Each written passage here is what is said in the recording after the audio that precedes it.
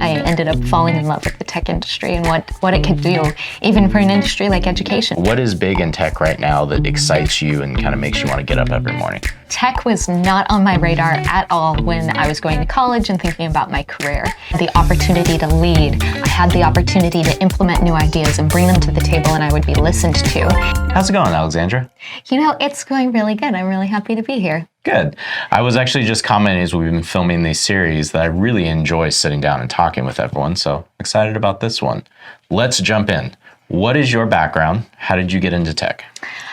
So my background is actually in English literature, classical studies, and education. Nice. So tech was not on my radar at all when I was going to college and thinking about my career. And so the reason why I ended up in tech is actually because of ending up at Bixley. And so this is my first job in the tech industry. But at the time, I was working for a curriculum development company, and they hired Bixley to come in and build a website that allowed teachers to basically live stream lessons into their classrooms via laptop or smartboard or that sort of thing. It was a really exciting project, and I really enjoyed working with Bixley. And then a position opened up here at Bixley on the administrative team, and exactly. I ended up coming and working for Bixley because I just enjoyed that project so much. Yeah. And even when we were first partnering with Bixley, like the first wireframes that you guys had from us was like me hand drawing them on like stuff, yeah. legal pads and stuff like that. So it was really fun. I ended up falling in love with the tech industry and what it could do, even for an industry like education, which is where I was from originally. That's good.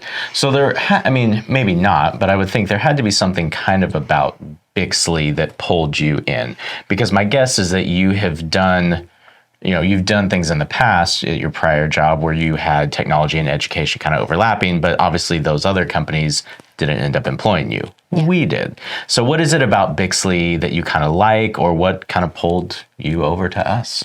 Yeah, I think, again, coming from that English background, I always worked in marketing. I always ended up doing the social media for any company that I ended up working for. And that was the closest that I really got to hands-on with tech and leveraging tech for whatever company I was working for.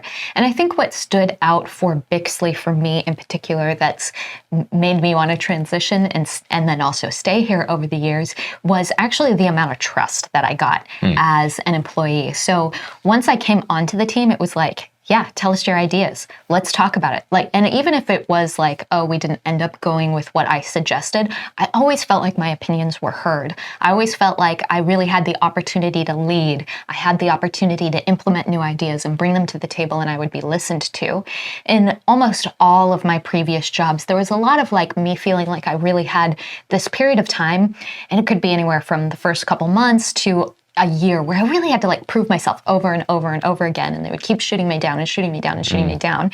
And it was like, well, why did you hire me if you don't even want to take into consideration my ideas? Why did you pick my resume out if you just wanted someone who's just going to follow instructions and not bring anything exciting to the table?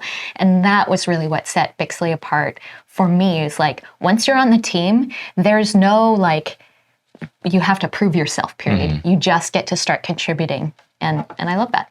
Yeah.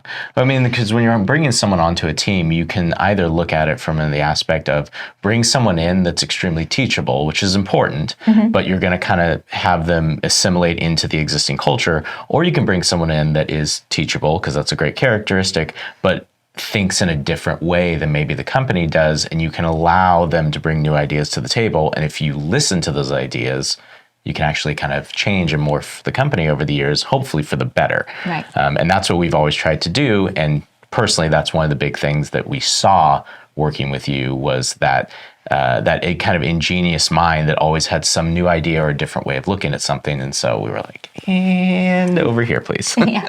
And I think, you want to do that judiciously. And I understood that coming in, every idea. I didn't want you guys to say yes to everything that I said. I wanted it to work for Bixley as much as it was me bringing new and creative things to the table. But if you're always shooting down your employees, they are going to get disheartened and they are going to lose motivation, and you're going to lose some of that creative spirit. So anyway, it's one of my favorite things about working at Bixley. That's good. What is new and exciting in the tech space right now? It might, fit again into that marketing and the social media side or whatever, but what is big in tech right now that excites you and kind of makes you want to get up every morning? I didn't think about the answer to this question. That's okay. Okay, so off the wall, but one of the things that I really enjoy in tech and the way that it's leveraged in tech is actually game design. So one of my other favorite things about being at Bixley is we play a lot of nerdy games, whether they be video games or tabletop games. And I particularly like deck builders. Okay. Yes. And so because of that, on the surface of the deck builder is the sort of means by which the game design is, it's very close to the surface. You can see the game design built into it because you have to leverage the game design in order to build a good deck. And I think we are seeing a lot of really cool deck builder type games in like video games more and more. So Hearthstone has been around for a long time. Magic the Gathering has obviously moved online. Slay the Spire is one of my favorite games. Okay. That's also a deck builder. And so it's just really fun to see those rules engines being applied in tech and being applied in video games because they're some of my favorite games to play. Really, really love them. That's good. Well, I think this leads probably well into the next question. You already touched on it a little bit, but outside of your involvement here with Bixley and really taking a big leadership role here with our admin team, what do you do outside of work? That's not maybe tech related or is? Yeah. So obviously the games I already mentioned, but I'm also a really big, voracious reader. I love reading. And I also really enjoy art. So I'm an oil painter, and that's what I do a lot of my free time is either going to be reading or making oil paintings. Yeah. So those are obviously big genres, art and reading. Yeah. Maybe dive into those specifically. So what kind of books are you picking up and reading? Or are you doing landscapes? Are you doing human figures? Are you doing abstract? Yeah. What's the art and the reading look like? I really love classic literature. So that's what I'm reading most of the time. I'm making my way through Mortimer Adler's list of sort of like the classic books of the Western canon, in addition to other books that I just pick up for fun to read. And then I also would probably categorize myself as a surrealist painter. So that's usually what I'm working on. Is my favorite thing is to bring two unexpected elements into the painting in a fresh and unexpected way. So yeah, that's usually where the ideas come from is bringing in two things that normally don't go together, but forcing them to work on the canvas. All right. Very nice. Well, we might have to commission you to do some art pieces for us, which would be super fun. And Anytime. Cool. Well, I appreciate it. I'm excited again to continue through this series, and I hope that everyone got to know you a little bit better. I hope so too. It was great. Thanks, Chris. You're welcome.